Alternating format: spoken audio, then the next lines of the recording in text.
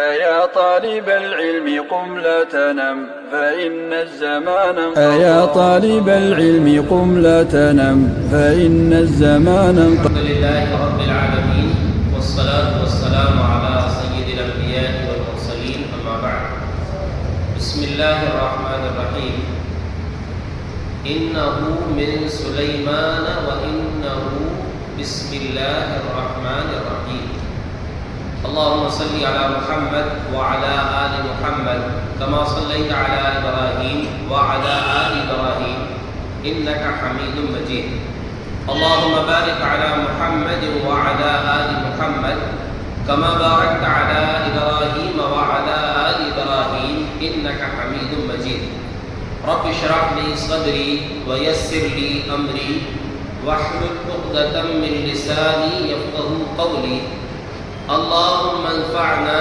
بما علمتنا وعلمنا ما ينفعنا وزدنا علما سبحانك لا علم لنا إلا ما علمتنا إنك أنت العليم الحكيم. قرآن کریم میں کتنی صورتیں ہیں؟ 114. کون سی سورت کے شروع میں بسم اللہ نہیں ہے؟ سورہ توبہ کے شروع میں بسم اللہ نہیں ہے الحمدللہ. کون سی سورت میں 2 مرتبہ بسم اللہ ہے؟ سورت کے شروع میں تو ہر سورت میں ہے سوائے سورہ توبہ کے. کون سی سورہ ہے جس کے بیچ میں بھی بسم اللہ ہے؟ سورہ نمل. سورہ نمل الحمدللہ. نمل کے معنی کیا ہوتے ہیں؟ چیونٹی. اس سورے میں سلیمان علیہ السلام کے دور کی ایک چیونٹی کا واقعہ ہے. اس مناسبت سے سورہ کا نام سورۃ النمل ہے. سورہ نمل کے اندر حضرت سلیمان علیہ السلام کے خط کا ذکر ہے جو انہوں نے ملکہ سبا بلقیس کے پاس بھیجا تھا اور اس خط کی ابتدا بسم اللہ سے ہوئی تھی. وہی مکمل بسم اللہ الرحمن الرحیم اس خط کے حوالے سے سورۃ النمل میں موجود ہے. آج کے درس کے لیے بسم اللہ الرحمن الرحیم میں سے بسم اللہ پر ہمیں بات کرنی ہے انشاءاللہ. چونکہ الرحمن اور الرحیم جو یہ 2 صفاتی نام ہیں اللہ رب العزت کے، یہ سورہ فاتحہ کی 3ری آیت میں مستقل آیت کے طور پر مذکور ہے. بسم اللہ الرحمن الرحیم یہ پہلی آیت ہے سورۃ الفاتحہ کی.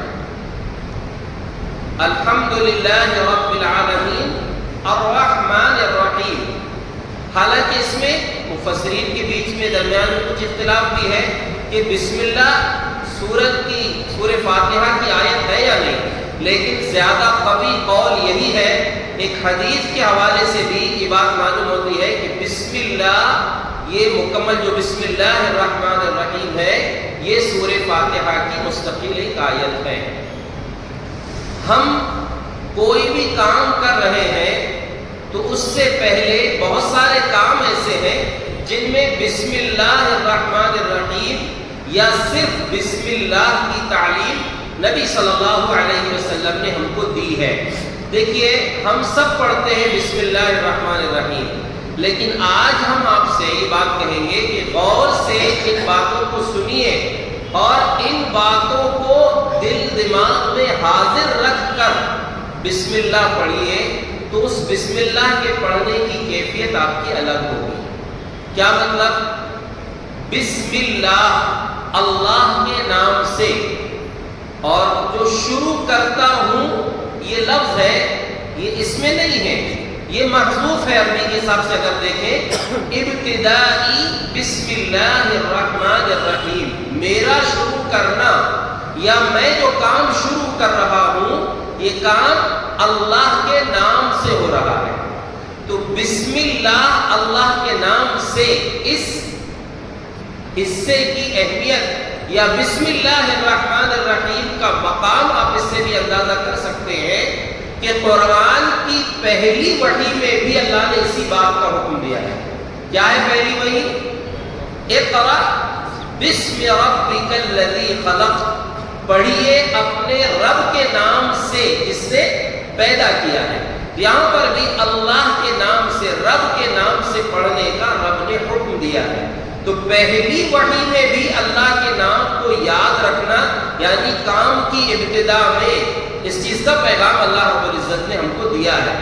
دیکھیے بسم اللہ میں جو بی ہے، بازے بی، اسم کے معنی ہوتے ہیں نام، اور اللہ جو نام ہے یہ اللہ کا ذاتی نام ہے، اور پھر اللہ کے صفاتی نام تو بہت سارے ہیں اللہ، اور مفسرین نے ایک بات یہ بھی کہی ہے کہ رحمان بھی اللہ کا ذاتی نام ہے۔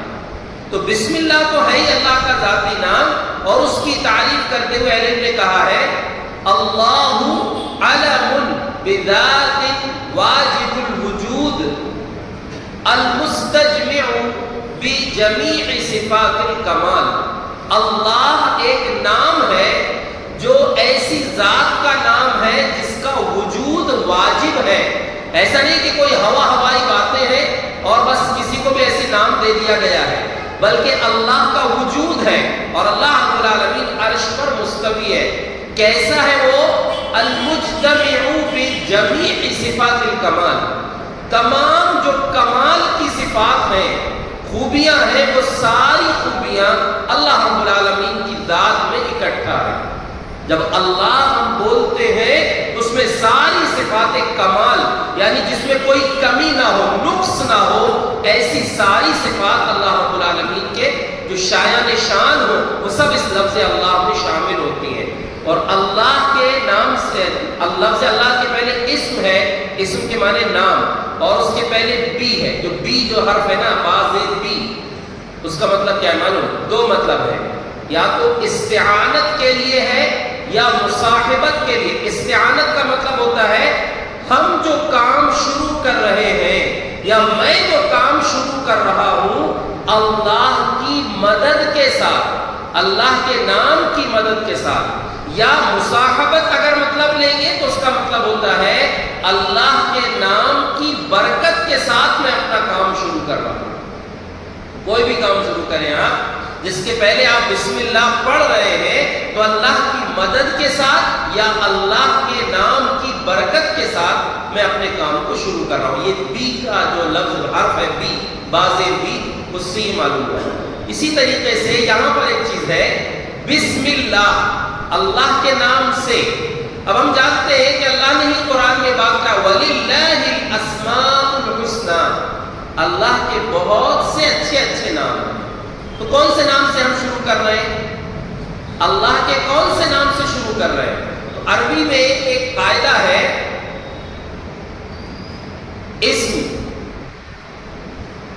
واحد ہو لیکن مضاف ہو، یعنی ایک ہو وہ لیکن مضاف ہو تو اس میں عموم کا معنی پایا جاتا ہے۔ دیکھیں یہ کوئی مشکل چیز نہیں جو سمجھ میں نہ آئے، ایک مطلب ایک قانون ہے، قاعدہ آپ کو میں بتا رہا ہوں کہ اسم جو مضاف ہے، عربی وہ گرامر آپ کو نہیں سمجھانا ہے، لیکن بتانا مقصود یہ ہے کہ بسم اللہ جو ہے، اسم اللہ، اللہ کا نام، یہ مضاف الیہ ہے عربی گرامر کے حساب سے۔ تو مضاف جب واحد ہو، مفرد ہو، تو وہ عموم کا معنی اس میں آ جاتا ہے، یعنی اللہ کے نام سے ہم جو بول رہے ہیں نا، اس کے مقام کو آپ کو میں سمجھا رہا ہوں کہ اگر ہم بسم اللہ بول رہے ہیں تو اس کا مطلب یہ ہو رہا ہے عربی گرامر کے حساب سے کہ اللہ کے تمام ناموں کے ساتھ ہم اس کام کو شروع کر رہے ہیں، یہ مطلب ہے اس کا۔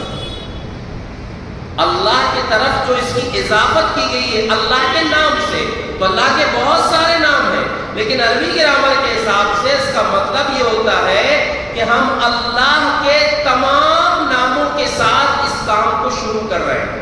اگر اس چیز کو حاضر رکھ کے دل و دماغ میں اللہ رحیم بھی ہے، اللہ رحمان بھی ہے، اللہ غفور بھی ہے، اللہ ہر قسم کی مدد کرنے والا ہے، ہر مشکل میں کام آنے والا، ہر چیز میں جو اللہ ہمارا ساتھ دینے والا ہے، جو ساری خوبیاں اس کے اندر ہیں، ان ساری خوبیوں کو حاضر رکھ کے اپنے دل میں بسم اللہ پڑھیے۔ تو جب آپ کسی کام کو اس نیت کے ساتھ شروع کریں گے تو کام میں برکت ہوگی کہ نہیں انشاءاللہ، اور کام میں آسانی ہوگی نا، کیونکہ آپ اللہ کی ذات کی تمام خوبیوں کے ساتھ اس کے نام سے اپنے کام کو شروع کر رہے ہیں. یہ ہے بسم اللہ. بسم اللہ، اللہ کے نام سے میں شروع کر رہا ہوں. دیکھیے بہت سارے مقامات ایسے ہیں جہاں پر بسم اللہ پڑھنا ہے. مثال کے طور پر پہلے نمبر پر آپ دیکھیے وضو کریں گے تو کیا کریں گے؟ کیا بولیں گے؟ بسم اللہ. صرف بسم اللہ بولیں گے، پورا بسم اللہ الرحمن الرحیم نہیں بولیں گے. کیا بولیں گے؟ بسم اللہ. لیکن یہ جو چیز آپ کو بتائے نا ہم نے، ان چیزوں کو دل دماغ میں حاضر رکھ کے پڑھیں گے کہ ہم کس ہستی کا نام لے رہے ہیں، کس ہستی کے نام سے اپنا یہ کام شروع کر رہے ہیں. تو اگر بسم اللہ پڑھے بغیر وضو کریں گے تو وضو نہیں ہوگا. اور دیکھیے ایک حدیث ہے لا وضوء لمن لم یذکر اسم اللہ علیہ، اس کا وضو نہیں ہوتا جس نے اللہ کا نام نہیں لیا. حالانکہ اس حدیث کی سند میں کچھ کلام ہے، لیکن اور بھی طرق اس کے بہت سارے صحابہ سے حدیث مروی ہے، اس لیے حسن لغیرہ تک اس کا مقام پہنچ جاتا ہے. لیکن امام بخاری رحمۃ اللہ علیہ کی فقاہت کا آپ اندازہ لگائیں کہ انہوں نے باب قائم کیا ہے کہ وضو کرنے سے پہلے بسم اللہ پڑھنا ہے. لیکن یہ حدیث ان کے معیار کے مطابق نہیں تھی. امام بخاری رحمۃ اللہ علیہ کا جو معیار ہے بہت اعلیٰ معیار ہے اس حدیث کو صحیح قرار دینے کے لیے. ان کی جو جس انداز کی احادیث، جس معیار کی احادیث انہوں نے اپنی کتاب میں جمع کی ہے، یہ حدیث اس معیار کی نہیں تھی سند کے اعتبار سے. تو انہوں نے جو حدیث پیش کیا ہے وہ اس حدیث کو پیش کیا ہے جس میں جماع کے وقت، ہم بستری کے وقت شوہر کو، بیوی کو، وہ جو مرد عورت کے لیے وہ دعا بتائی گئی ہے بسم اللہ اللہم جنبنا الشیطان وجنب الشیطان ما رزقتنا. یہ حدیث کو پیش کی ہے. اس سے کیا ثابت کیا ہے انہوں نے کہ جب ایک شہوانی عمل سے پہلے جس میں انسان اپنی خواہش پوری کرتا ہے اس سے پہلے جب بسم اللہ پڑھنا ہے تو یہ تو روحانی عمل ہے وضو. اس سے پہلے بھی وضو آپ کو پڑھنا ہے، وضو کر کو بسم اللہ پڑھنا ہے. وضو سے پہلے بسم اللہ آپ کو پڑھنا ہے. تو بسم اللہ کہہ کر وضو شروع کریں گے. نماز شروع ہوتی ہے جیسا کہ آپ نے گزشتہ درس میں سنا کہ دعائے ثنا کے بعد تعوذ پڑھتے ہیں، اللہ کی پناہ مانگتے ہیں مردود شیطان سے. اس کے بعد بسم اللہ سے ہماری تلاوت کی شروعات ہوتی ہے، قرأت کی شروعات ہوتی ہے. نماز میں بھی بسم اللہ آپ کو پڑھنا ہے. اسی طریقے جیسا کہ آپ نے آیت سنی انہ من سلیمان وانہ بسم اللہ الرحمن الرحیم. جب بلقیس کے پاس خط پہنچا تھا سلیمان علیہ السلام کا، انہوں نے خط لکھا تھا یہ سلیمان کی طرف سے ہے، اور کس کے نام سے شروع ہو رہا ہے خط؟ اللہ کے نام سے. بسم اللہ الرحمن الرحیم مکمل لکھا تھا. اس لیے علم نے کہا کہ خط کے شروع میں بھی کیا کرنا ہے آپ کو؟ بسم اللہ الرحمن الرحیم پورا لکھنا ہے. نبی صلی اللہ علیہ وسلم نے اپنے دور میں جو بادشاہوں کے پاس، جو کافر بادشاہ تھے، ان حکمرانوں کے پاس بھی جب خط لکھا تھا تو ان لوگوں کو خط لکھتے ہوئے آپ نے بسم اللہ الرحمن الرحیم لکھا تھا. تو خط لکھنے سے پہلے ابتدا جو ہوگی خط کی وہ کیسے ہوگی؟ بسم اللہ الرحمن الرحیم سے. اب اس میں کیا ہوگا؟ بھائی کسی کے پاس بھیج رہے ہیں، بے ادبی ہوگی وہ اس کا معاملہ ہے. ہماری ذمہ داری ہے کہ ہم کو بسم اللہ الرحمن الرحیم لکھنا ہے. ایک مصلحت کی وجہ سے صلح حدیبیہ کے موقع پر تو صلح ہو رہی تھی، آپ نے جب وہاں بسم اللہ الرحمن الرحیم لکھوایا تھا تو مشرکین مکہ نے اعتراض کیا کہ رحمان الرحیم کو اپنی پہچان ہے، یہ نہیں لکھنا ہے. بسمک اللہم لکھو، یہ نہیں چلے گا بسم اللہ الرحمن الرحیم. تو آپ نے حضرت علی رضی اللہ عنہ سے کہا کہ اس کو ہٹا دو، اس کو ہٹا دو. وہ جو کہہ رہے ہیں وہ لکھ دو، لیکن اصل جو نبی صلی اللہ علیہ وسلم کی سنت ہے وہ کیا لکھنا ہے؟ بسم اللہ الرحمن الرحیم. آج کتنے مسلمان ہیں بیچارے جو بسم اللہ کا نمبر نکال لیے اور خط کے شروع میں یا کسی بھی چیز کے شروع میں کیا لکھتے ہیں؟ 786 لکھتے ہیں. یہ بدعت ہے. یہ بسم اللہ الرحمن الرحیم اتنا اونچا مقام ہے اس کا جو آپ نے ابھی سنا، اس کی جگہ میں نمبر لکھ دیے تو پھر آپس میں کسی دوسرے کے نمبر، انسانوں کے نمبر نکال لی جائے اور نمبر سے پکارا جائے پھر انسانوں کو. اللہ کے کلام کی اتنی بے حرمتی کر رہے ہیں کہ نمبر نکال لیے اس کا. اب سب کے نمبر نکال کے پھر نمبر، ابھی تو موبائل نمبر یاد کرنا مشکل ہوتا ہے، نمبر یاد کرنا مشکل ہو جائے گا پھر. اور نمبر کسی کا اگر 420 آ گیا تو وہ مصیبت. ہاں تو مشہور ہے کس کے لیے؟ چور کے لیے. تو یاد رکھیے بسم اللہ الرحمن الرحیم کے مقابلے میں 786 لکھنا یہ کہیں سے بھی ثابت نہیں ہے، بلکہ یہ بدعت ہے، کیونکہ بسم اللہ الرحمن الرحیم جو آپ لکھ رہے ہیں یہ اللہ کا کلام لکھ رہے ہیں اور یہ عبادت ہے، لیکن اس کی جگہ میں آپ نے 786 لکھ دیا تو یہ غلط ہوگا۔ تو خط کی ابتدا بھی کس چیز سے ہوگی؟ بسم اللہ الرحمن الرحیم سے ہوگی، اور یہاں مکمل بسم اللہ لکھا جائے گا۔ وضو سے پہلے صرف بسم اللہ کہیں گے، تلاوت شروع کریں گے تو بسم اللہ الرحمن الرحیم مکمل پڑھیں گے، نماز میں مکمل پڑھیں گے۔ اسی طریقے سے ایک جگہ ہے، اگر آپ کو کسی کو دم کرنا ہے، پڑھ کر پھونکنا ہے، تو اس میں بھی اس کی شروعات تو ویسے بسم اللہ سے کریں گے، لیکن ایک دعا بھی ہے، بسم اللہ ارقیکا، نبی صلی اللہ علیہ وسلم کی دعا ہے، بسم اللہ ارقیکا من کل شیء یؤذیکا من شر کل نفس او عین حاسد اللہ یشفیکا بسم اللہ ارقیکا، یعنی ابتدا بھی اور انتہا اس دعا کی دونوں بسم اللہ سے۔ بسم اللہ ارقیکا، اللہ کے نام سے میں آپ کو دم کر رہا ہوں، من کل شیء یؤذیکا، ہر اس چیز کے شر سے جو آپ کو تکلیف پہنچا رہی ہے، من کل شیء یؤذیکا من کل عین، بسم اللہ ارقیکا من کل شیء یؤذیکا من شر کل نفس او عین حاسد، ہر نفس کے شر سے اور حسد کرنے والی نگاہ سے میں اللہ کے پناہ میں تم کو دیتا ہوں، من کل شیء یؤذیکا من شر کل نفس او عین حاسد اللہ یشفیکا، اللہ تم کو شفا عطا فرمائے۔ پھر سے ہے بسم اللہ ارقیکا، میں اللہ کے نام سے تم کو دم کر رہا ہوں، یہاں پر بھی بسم اللہ ہے جب کسی کو دم کرے۔ اور دیکھیے اگر یہ آپ کو خود کو اپنے آپ کو بھی دم کرنا چاہیے، سورہ فاتحہ ہی پڑھ کر، جیسے پچھلے درس میں آپ کو بتایا گیا اس سے پہلے، اگر آپ کو کہیں تکلیف ہے، سر میں ہے، پیٹ میں، جیسا سر میں تکلیف ہو رہی مثال کے طور پر، تو ایک دعا ہے، آپ سر میں ہاتھ رکھیں اور 3 مرتبہ کیا پڑھیں گے؟ بسم اللہ بسم اللہ بسم اللہ، اور 7 مرتبہ پڑھیں گے اعوذ بعزت اللہ وقدرتہ من شر ما اجد واحاذر، یہ دعا 7 مرتبہ پڑھیں گے تو یقین اصل چیز ہے دعا میں۔ ہمیشہ زندگی میں یاد رکھنا، کسی بھی طریقے کی کوئی دعا ہو اس میں یقین اصل چیز ہے، یقین سے اگر آپ پڑھیں گے تو انشاءاللہ آپ کی وہ تکلیف دور ہو جائے گی۔ 3 مرتبہ بسم اللہ، آپ دیکھیے یہ دعا میں تعوذ و تسمیہ دونوں جمع ہے، شروع میں بسم اللہ پڑھنا ہے 3 مرتبہ، اور اس کے بعد کیا بول رہے ہیں؟ اعوذ بعزت اللہ وقدرتہ، میں اللہ کی عزت اور اس کی قدرت کے ذریعے سے پناہ میں آتا ہوں، من شر ما اجد واحاذر، اس چیز کے شر سے جو میں محسوس کر رہا ہوں اور جس سے میں بچنا چاہتا ہوں۔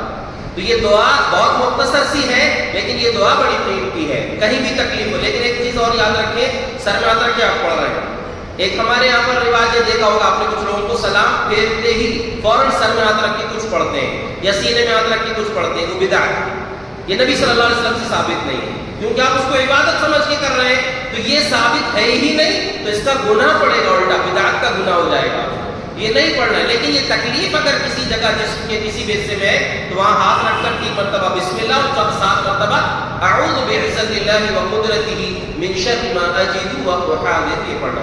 اسی طریقے سے بسم اللہ کا ایک مقام ہے، شام ہوتے ہی 3 کام کرنا چاہیے، رات میں یا شام ہو جائے تو گھر کے جو برتن ہیں، کوئی بھی سامان کے برتن ہو، بسم اللہ کہہ کر بند کر دیجیے، خاص طور سے پانی کے مشکیزیں، پانی کے برتن بسم اللہ کہہ کر ان کو ڈھانک دیجیے، اور تیسرا کام بسم اللہ کہہ کر دروازہ بند کر دیجیے۔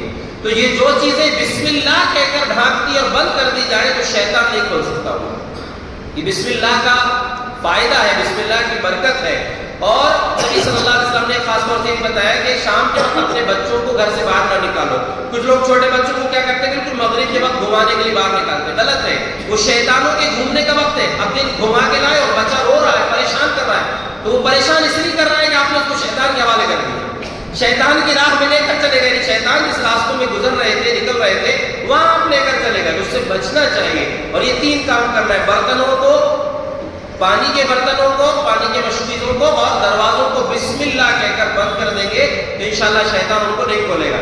اسی طریقے سے خاص طور سے اس بات کو یاد رکھیے، صحیح مسلم کی روایت ہے، رسول اللہ صلی اللہ علیہ وسلم نے فرمایا اذا دخل الرجل بیتہ فذکر اسم اللہ عند طعامہ وعند دخولہ وعند طعامہ، جب کوئی آدمی اپنے گھر میں داخل ہوتا ہے، آپ گھر میں دن بھر دکان میں تھے، کام میں تھے، کہیں سفر میں تھے، شام کو گھر آئے ہیں، جب انسان گھر میں داخل ہوتا ہے اور داخل ہوتے وقت بسم اللہ پڑھ لیتا ہے اور کھانا کھاتے وقت بسم اللہ پڑھ لیتا ہے، تو شیطان اپنے چیلوں سے کہتا ہے لا مبیت لکم ولا عشاء، آج نہ تو کھانا ملے گا اور نہ ٹھہرنے کے لیے ٹھکانہ ملے گا یہاں۔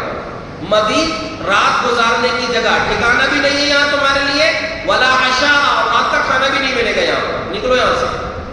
اور اگر کوئی بندہ اپنے گھر پہنچا، اللہ کا نام لے کر گھر میں داخل نہیں ہوا، قال الشیطان، شیطان کہتا ہے ادرکتم المبیتا، ٹھکانے کا انتظام تو ہو گیا، رکنے کے لیے انتظام تو ہو گیا، اور جب کھانا کھانے دسترخوان میں بیٹھتا بہت زور سے بھوک لگی، سب بھول گیا، اس میں کچھ نہیں یاد رہا، بس بسم اللہ بھی پڑھے بغیر شروع کر دیا۔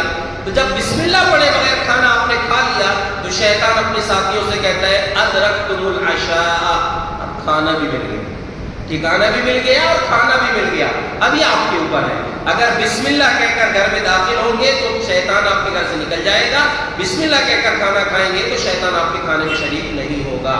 اس کو یاد رکھیے، نبی صلی اللہ علیہ وسلم کا فرمان ہے کہ جب کوئی بندہ بسم اللہ کہہ کر گھر سے نکلتا ہے، بسم اللہ توکلت علی اللہ لا حول ولا قوت الا باللہ، جب یہ دعا پڑھتے ہیں نا تو شیطان کہتا ہے اپنے ساتھیوں سے، اس کے لیے اللہ کی طرف سے ایک فیصلہ آتا ہے، ہدیتا وکفیتا ووقیتا، تجھ کو راستہ بھی دکھا دیا گیا، تیرے لیے کفایت کر دی گئی اللہ کی حفاظت میں تو، اور تجھ کو شیطان کے شر سے بچا لیا گیا۔ اتنی چھوٹی سی دعا ہے، دیکھیں لیکن کتنا فائدہ ہے، آپ کو راستے کی شر سے بچ جائیں گے، آپ شیطان کے شر سے بچ جائیں گے، اللہ کی حفاظت میں رہیں گے۔